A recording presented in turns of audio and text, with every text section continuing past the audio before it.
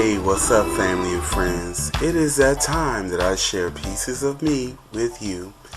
This vlog is going to be an interesting one indeed, and it is about the theory, belief, concept, idea of hell. H.E.L.L. Hell. Yes, indeed. I had done a video about this about 2-3 years ago. And that video was more or less to provoke thought. But this one, I'm going to give you guys some revelations, some nuts and bolts on the subject matter, because this particular subject matter and the belief in it is a huge tool for control, manipulation, and suppression of consciousness when it's all said and done.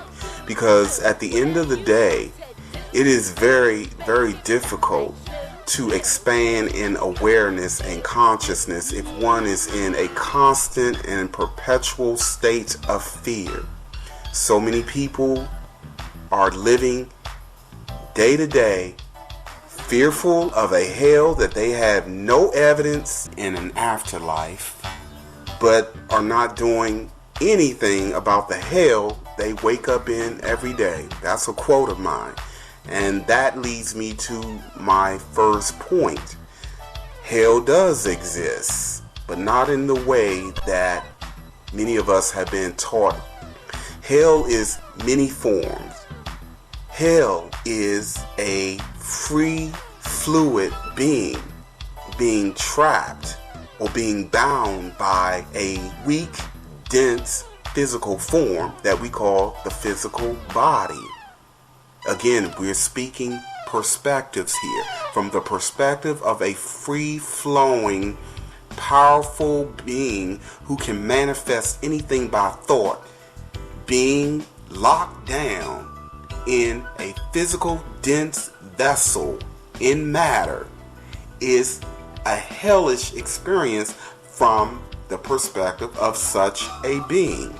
To be within a realm of such extreme limitations, with all of the isms, all of the treachery, the malicious intent, the oppression, the slavery, the wars, the violence, the disease, the injustice, the pedophilia, the rape. Can you see all these fires?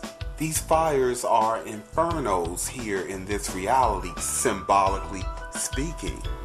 When we internalize a lot of self-hatred, a lot of hatefulness, we then magnify as magnetic beings of light more hellish like experiences.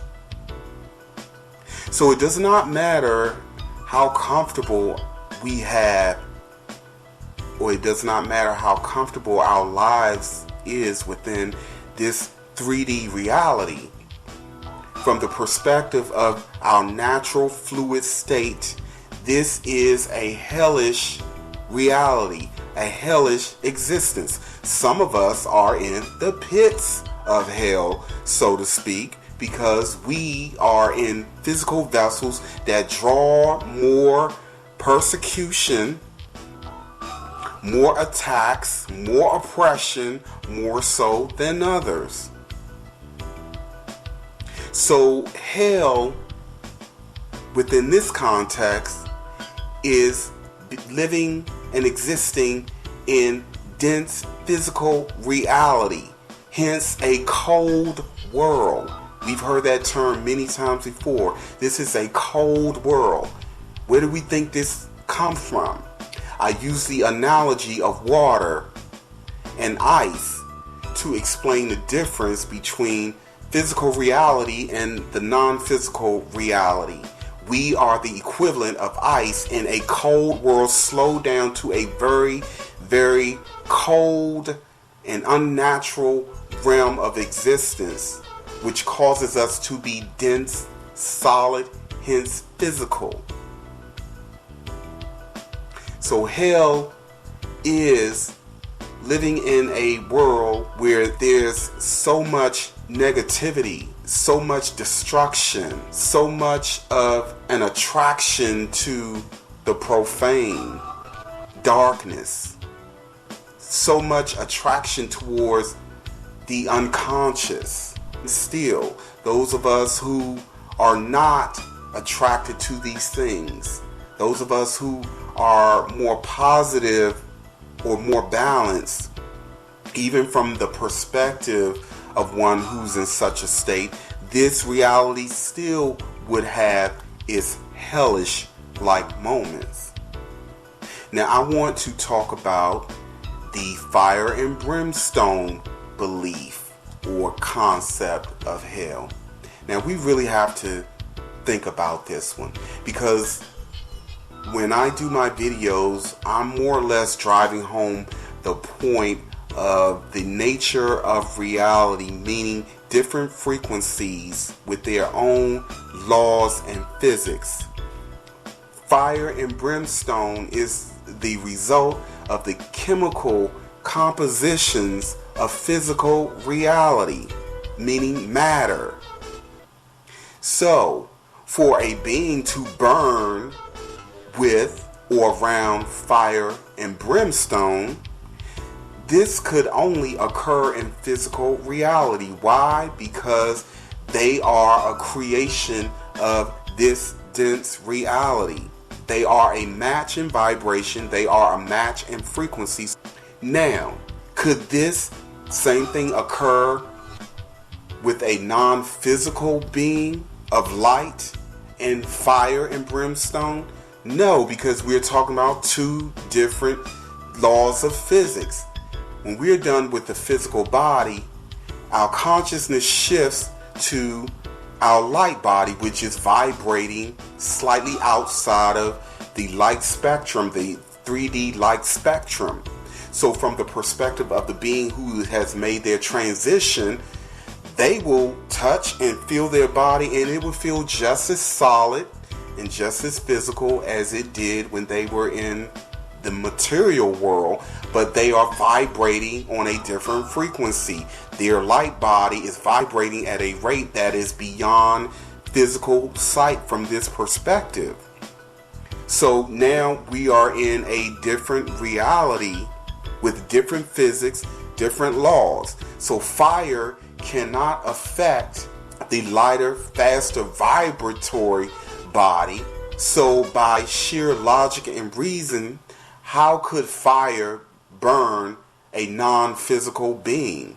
How could fire even exist in a non-physical reality? That is, if it is just a holographic projection, a memory brought over from the physical realm and could be projected and appear as real, but in terms of the physical, or what would appear to be a physical interaction or a chemical combustion, the two will not match. They just don't exist or cannot exist because they have two different laws. So I'm ultimately saying that based off of my experiences and my revelation, I have not seen light beings burning for eternity. The fleshly body is the result of physical reality, meaning 3D dense reality. You cannot have a fleshly form in other realities that are bound by different frequencies and laws. Again, I'm saying this in a different way to provoke thought and to get us to really think about these things. Now, when we are in our light body, it is very possible to destroy a light body, and I'm going to tell you how it's done. It's not done through fire. It is done through energy, a different kind of energy that instantly crystallizes the light body. A light body can be crystallized. I had actually seen a battle occur on the astral realm where these beings were literally demolishing their opposition, and the way they were slowing down or totally breaking these entities up figuratively and literally, was by using some kind of technology that would instantly turn their light body into crystals, and they would literally slam the crystal body against the wall or the floor, and the crystal body would, or their light crystallized body would break into pieces. I literally saw this. I remember this clear as day. So from the perspective of a being who is in the other realms being attacked in this way or being slowed down in this way, that would be a hellish-like experience if you ask me. And of course, the light copy of the physical body is not all that we are. In our core, we are spirit. Many of us have a soul. The soul and spirit goes on. But in terms of the physical form or anything remotely close to the physical form, there are two different forms of interaction. We must keep what I'm sharing in perspective. Now, on the astral realm, there are what many of us would deem or perceive to be hellish-like realities. This isn't quite what we think.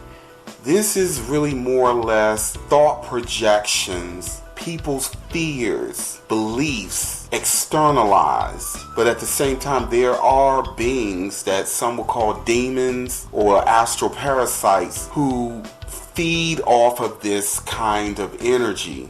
So you can say, yeah, there are low-level hellish-like realities.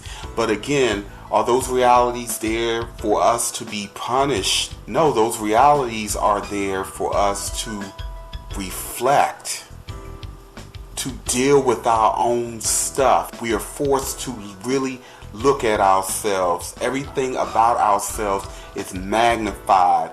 We are forced to face our fears. We're forced to play out our dominant thought projections.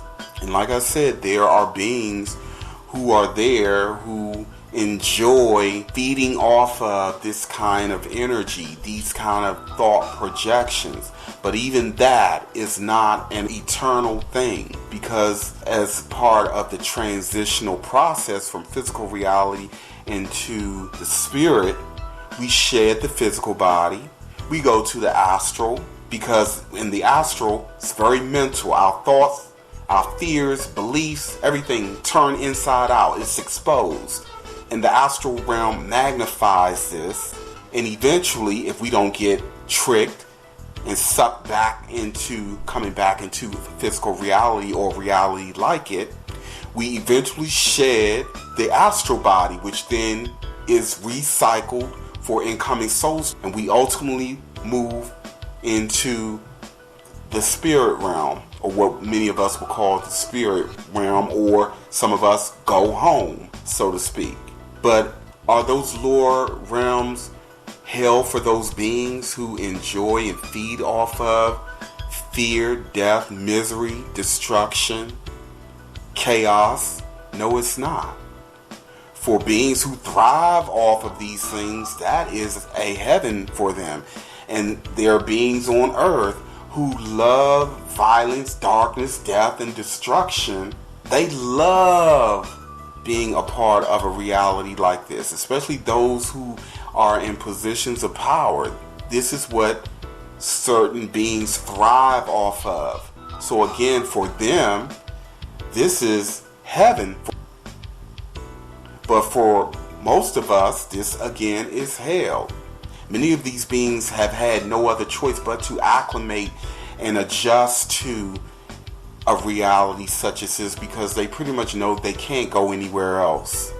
They're not going to go beyond this, quite frankly, where we are now in the lower astral realm, the beings who dwell there.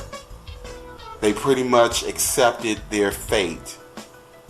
And so for them, this is a way of life, what most of us would consider to be darkness, evil, death, and destruction, or hell. Now, hell for such beings would be the opposite of all the things that I speak of. It would be peace, harmony, love, cooperation, light, You get where I'm going? This again is playing more into how much hell can be states of mind, states of consciousness. So hell, family, does exist, and it manifests through our own intent, our own actions. If we are projecting malicious intent in the world, we create an energy stream that we are responsible for. And as the old saying goes, we reap what we sow, meaning the seeds that we plant is ultimately what we are responsible for. It becomes our very own harvest, and we have to eat it. We have to live with it. So hell for many of us is the hole that we may have tried to dig for someone else. Hell for many of us may well have been that woman that we had beaten and mistreated, but have forgotten because the nature of incarnating physical reality is temporal amnesia. And so now we have to become and be what we had done to another. Where I'm ultimately going with this is that we ultimately create our heaven and hell based off of our own choices, our own intent, and what we do to one another. There is no being that's throwing us into these energy streams. There is no being doing this to us. We do it to ourselves, be it through our intention, our actions, and what we agree to. It's really that simple. So if you are one who don't want to experience hell, understand how hell is created, why it is created, and then do some self-reflection and decide for yourself how to get out of the hell that you wake up in every day and the hell that you may well be creating for yourself in the future.